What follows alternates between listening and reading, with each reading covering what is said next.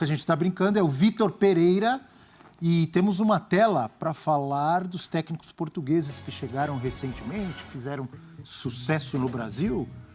O Paulo Sousa ainda não fez, está tentando, está começando o trabalho, né? Mas vamos lá. Vitor Pereira, assinar por 1 ano. É normal? O contrato de técnicos portugueses recentes no Brasil. Jorge Jesus foi 1 ano, né? O primeiro contrato dele, depois renovou e logo depois foi embora. Abel Ferreira, 2 anos. Paulo Sousa, 2 anos. Gesualdo Ferreira, no Santos. Fez contrato de 1 ano, mas não durou nem 6 meses, né? Chegou ao 6º mês, né? E o Ricardo Sapinto, 4 meses? 4 meses foi o contrato?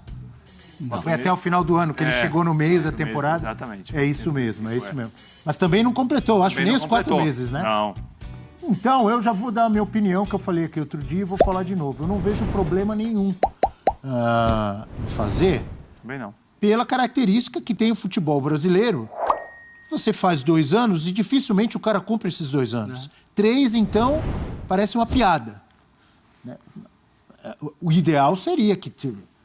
E quais são os técnicos recentes que tiveram, por exemplo, essa longevidade? O Renato no Grêmio, talvez o Mano Menezes ali no Cruzeiro, ficou um bom tempo. Ficou. Né? Ficou, acho que, mais de 2 anos. Graças às Copas do Brasil também, mas porque são, na verdade, se o Elton lembrar de algum outro, são exceções. E não é só nos últimos 5 anos, não. Nos últimos 20, 30 anos de futebol brasileiro, talvez o Muricy no São Paulo, né? São pouquíssimos. Mas vamos ficar agora no recente, no atual. Eu não vejo problema. Se ele for bem... Corinthians está gostando e ele está gostando dele, ele está gostando do Corinthians. Chega no final do ano, eles renovam tranquilamente. Até porque é um meio de... não é um final de temporada lá na Europa. O único problema é que se o Corinthians faz um único senão, talvez, se o Corinthians faz um contrato agora de 2 ou 3 anos, estipula lá o salário, vai ser provavelmente sempre os mesmos, sempre o mesmo salário, às vezes não, porque às vezes tem gatilho, né?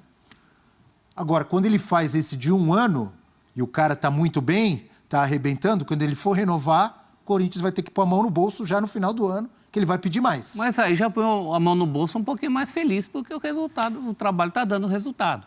Então também tem esse lado, né? As informações que chegam é que isso foi um pedido do Vitor Pereira. Então acho que juntou a fome com a vontade de comer, porque para o Corinthians também não ficou ruim. Para o próprio Vitor Pereira também, acho que ele se dá o direito de sondar, ele está mudando de país, de ambiente, ele também tem o direito de saber se ele quer continuar. Vai desistir ou vai continuar? Se fosse programa de calor, iam perguntar para ele, né? Você vai desistir ou vai continuar? Acho que de parte a parte. E para os clubes, é o que você falou, né, Abel? É muito mais dentro da nossa realidade o contrato de 1 ano para técnico. Em alguns casos a gente viu que é até demais. Que já é muito. Que já é muito. Não que você, na realidade, na prática, hoje em dia, um técnico ficar 1 ano num clube no Brasil, ele já está virando uma meta mais exceção. real, não é? É a realidade nossa. Não é uma meta mais real você buscar 1 ano, de parte a parte?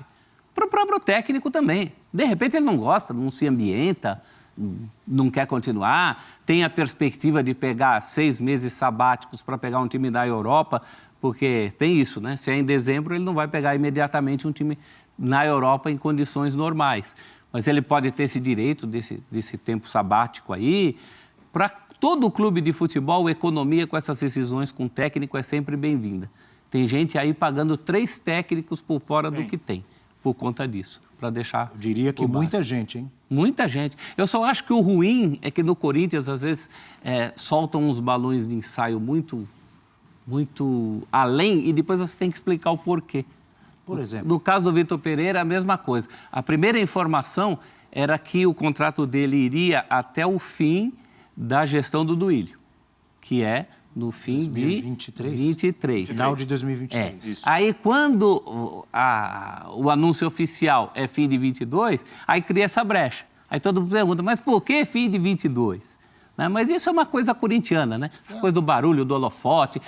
Veio o Cavani. Aí tudo que for menos que Cavani, você tem que explicar por quê. Enfim, acho que é uma prática mais de evitar esse tipo de barulho, né? Não, e o que você falou é importante também. Evitar jogar dinheiro fora. O que é jogar dinheiro fora? Chega no final do ano, ou antes do final do ano, o Corinthians não quer mais o Vitor Pereira. Só que fez um contrato de 2, 3 anos e tem que pagar uma multa. Fica amarrado. Tá cheio de clube pagando um monte de técnico aí. E fica contando o Caraminguá para trazer o substituto.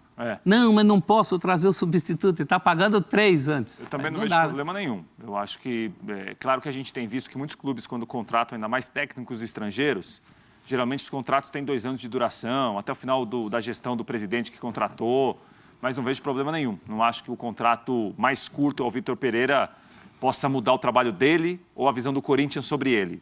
Eles vão começar a se conhecer agora, nas próximas horas. E se o Vitor Pereira gostar daqui, fizer um trabalho bom, vai ficar super valorizado no Corinthians e também em outros lugares.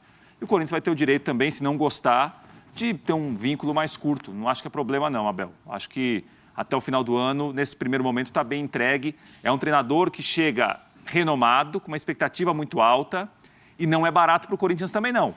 Porque ele vem com uma equipe, é um treinador que tem um currículo na Europa, que vem ao Brasil para trabalhar no Corinthians. Mas não vejo o tempo de contrato um problema, não. Se é até o final de 22 ou 23, isso aí pode ser conversado ao longo do trabalho dele. Elton. Tem um pouco do estudo do mercado do futebol brasileiro. A gente já falou aqui que os técnicos são exceções, né? Os técnicos portugueses que deram certo, então ele vai no risco. Na prática, não é um ano de contrato, ele está chegando em março, né? E a temporada termina em novembro, antes da Copa do Mundo. Então, assim, são 8 para 9 meses. Na prática, não é nem um ano de trabalho.